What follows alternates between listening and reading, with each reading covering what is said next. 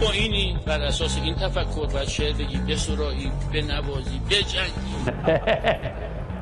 قائل به این مدل تفکر آقا روح الله اینجا نگم کجا بگم. ملاک 22 جلد. عینک ها زبون. بله، دوران پسا تحریم. سلام.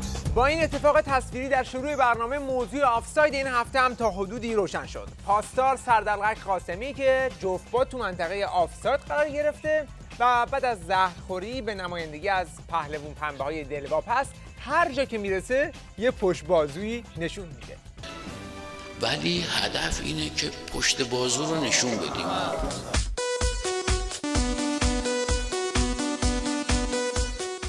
این پاسدار ترکش خورده تو دوران جنگ حس رامبو خفش کرده بود و جزو کسایی بود که قرار بود سند کربلا رو واسه آقا روح الله قولنامه کنه و از اون برم بندازه توی اتوبان قدس. اما از بدشانسیش خورد به دیوار 598 و بال و پرش قیچی شد 598 جام زهر پذیرفته شد. یعنی چی؟ آتش بس. باید سلاح‌ها رو بذاریم کنار تا بیان سازمان مللی ها خط تماس رو تحویل بگیرند و چه بشود اینا. بعد قرامت بدن چه بشود اینها یه داستانه. و خدا کنه که هیچ وقت عقب نشینی رو نبینی. اما این پاسدار شل زرد هنوز از گیجی اون جام زهر در نیومده بود که این یکی ولی فقیه زهر لازم شد و زهر هسته‌ای رو رفت بالا. برادر حاج آقا جونم، در عصر من و تو که نوکر آقا روح الله بودیم نباید میشد شد. بله، اون که نباید میشد شد. حالا چی شد؟ نون این یارو آجر شد. دیگه اینقدر زهر تو بدنه بسیج نفوذ کرده که دیگه اصلا پای منبرش هم جمعیتی جمع نمیشه که حالا بخواد واسش گریه کنه. مهمم نیست که جمعیت میلیونی بشینه. در هر صورت عزیزم نگران این نباش دخترم، بیش از 20 نفر 50 نفر اومدیم، مهم نیست. آره بابا مهم نیست، اصلا تعداد جمعیت که چیز مهمی نیست. الان تیوی ریش هست تا دلت هم بخواد بیننده بسیجی داره، از صبح تا شبم آدم ریشونشون میده. ریش از این بهتر؟ خب برو اونجا دیگه. گوش بده عزیزم، اینا رو نه توی تلویزیون سانسور شده خراب شده ما نه تو رسانه هامون برای تو بازگو نمی‌کنن دخترم. خوب گوش بده اینا رو پسرم، اینا سانسور شده است تو همه جا. جیگر نمی‌کنن بزنن، نه تو روزنامه ها نه تو رادیو تلویزیون. تو که هزار باره فیلم های مزخرفن در مزخرف برای شادی و نشاط کاذب تو میگذارند. حالا بذار ببینیم این حرفای مهمی که توی تیوی ریش هم سانسور میشه و فقط زیر بارون توی قبرستون باید تحویل بگیری چیه؟ حاج آقای خاطره و دار و دسته از صدر تا ذیل که رفتی اینا شدید، شیخ و بغل کردی یا شیخ شیمبلونی یحلونی علی شیشلیکی و جماعت و علی درپید. این حرفا رو داره به اکبر کوسه‌ای میگه که وقتی این تو جبهه تفنگ بازی میکرد اون جانشین خمینی تو جنگ بود. اما الان که زمین صفر شده ملیجک امام و فرمانده کل قوای سابق شده یه حاجی خاطره. حاج آقا خاطره خوب گوش بده، اونایی که تو زیر لحافی بودی جایی بودی با امام گرماگرم کوران جنگ تو خاطراتت نوشتی تو لواسون بودی دریاچه فلان کاخ ولیعهد، اونایی که تو با امام اونجا بودی قبول نیست از نظر ما. خاطر در گوشیات با امام شب نصف شب وقت بی وقت قبول نیست. دروغ چرا میگید؟ دروغ چرا میگید؟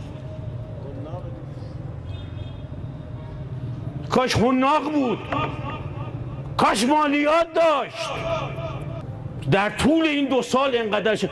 خدا پدر و مادر حضرت گوبلز مسئول جنگ تبلیغاتی حضرت هیتلر رو رحمت کناد که به هیتلر همیشه میفرمود دروغ میگی گنده بگو، هرچی گنده تر بگی باور کردنش آسون تره برای مردم. سفارش گوبلز رو حداقل گوش بده، اینا گنده تر بگو. به نظر میرسه که یکی از حسرت‌های این میرزا قاسمی نظام اینه که چرا زمان به قول خودش حضرت هیتلر نبوده.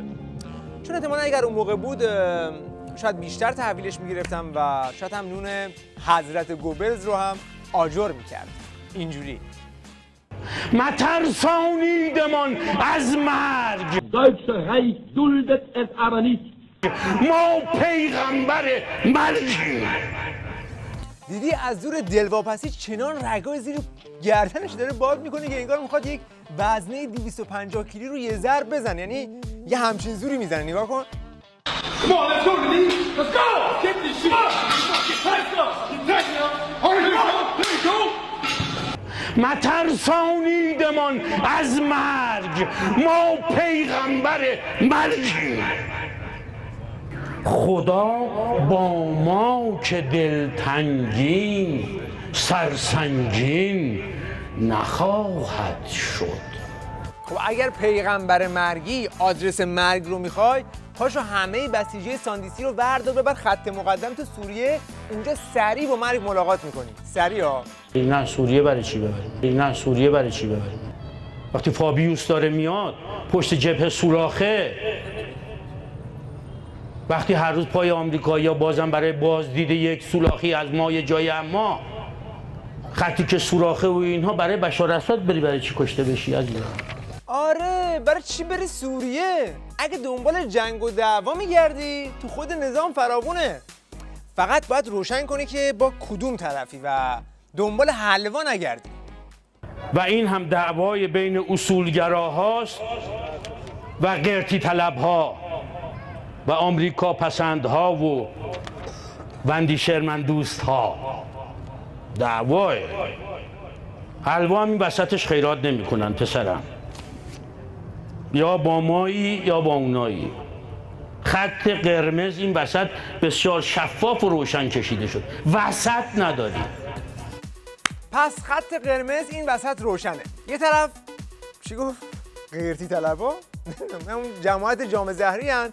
یه طرف هم جماعت این یارو به قول خودش پیغمبر مرگن. خط مقدم که سوریه باشه نمیخوان دیگه برن. پشت جبهه هم چون فابیوس اومده سوراخه. حالا تو این وضعیت قاراشمیش چیکار میخوای بکنی؟ سوال چه باید کرد؟ تسلیم بشیم، تسلیم این وضعیت بشیم، پیرن سفید در بیاریم بذاریم رو پشت بوممون آویزون بکنیم. اینو چه باید کرد دوستان؟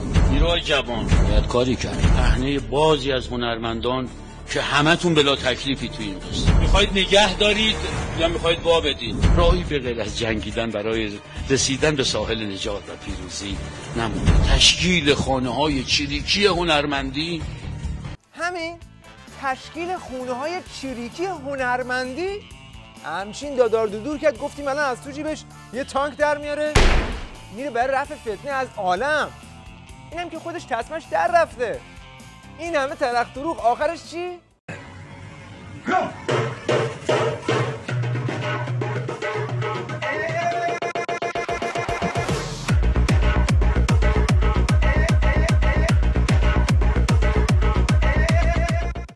شب و روزتون خوش.